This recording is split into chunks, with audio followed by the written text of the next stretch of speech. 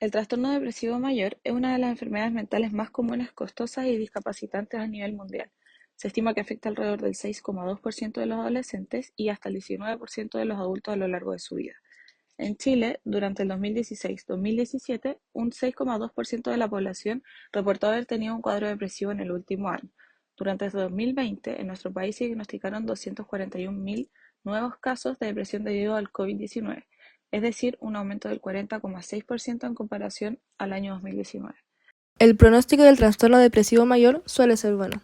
En un alto porcentaje de las ocasiones, el tratamiento es eficaz y lo habitual es una recuperación completa. No obstante, existen las depresiones resistentes, que no van bien con las medidas habituales.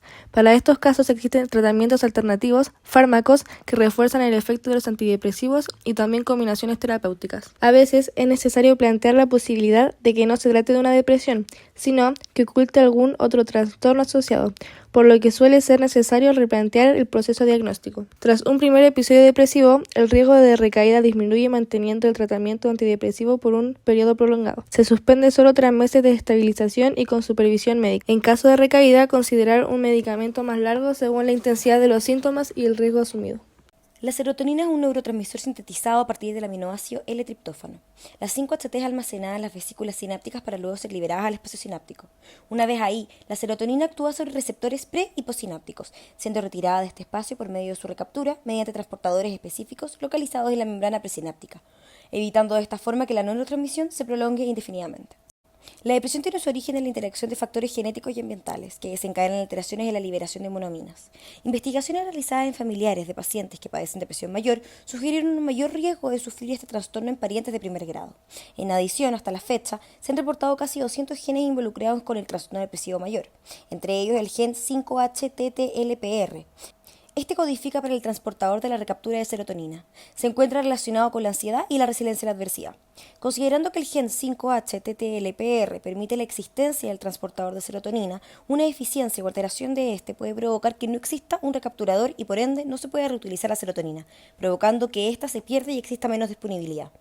Síntomas: estado de ánimo deprimido, fatiga o pérdida de energía, agitación, retraso psicomotor, desinterés en actividades habituales, pensamientos de muerte o suicidio y por último, sentimientos de inutilidad o culpa. Criterios diagnósticos según el DSM-5. Estos síntomas deben estar presentes durante 2 semanas y presentar un cambio en el funcionamiento.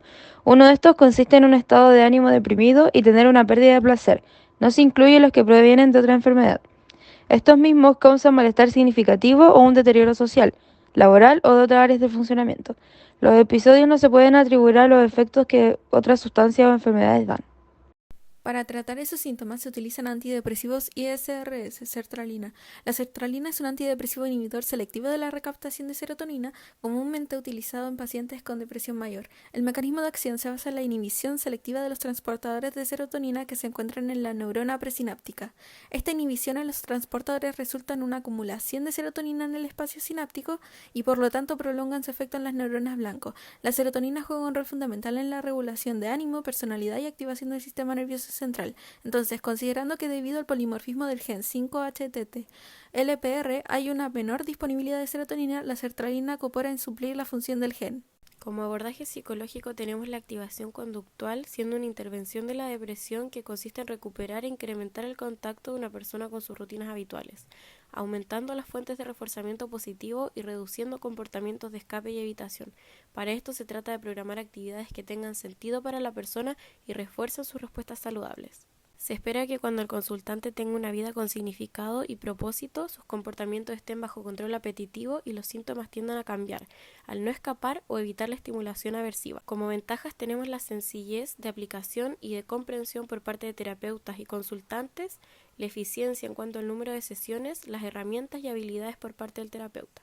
Y como desventajas que el objetivo primario no es la disminución de síntomas, sino emitir comportamientos incompatibles con la depresión y que no es suficiente para el abordaje de una persona con depresión. Para la ejecución de la terapia se incluyen las áreas donde la persona hará las actividades y los valores bajo la pregunta ¿qué es importante para ti?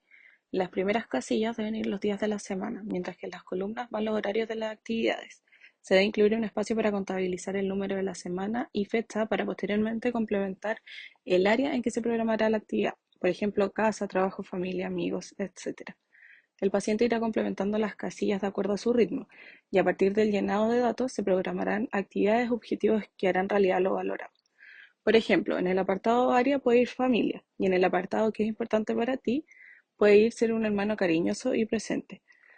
Luego llenar con actividades las casillas, por ejemplo, ayudar a estudiar a mi hermano menor o cocinar juntos su plato favorito.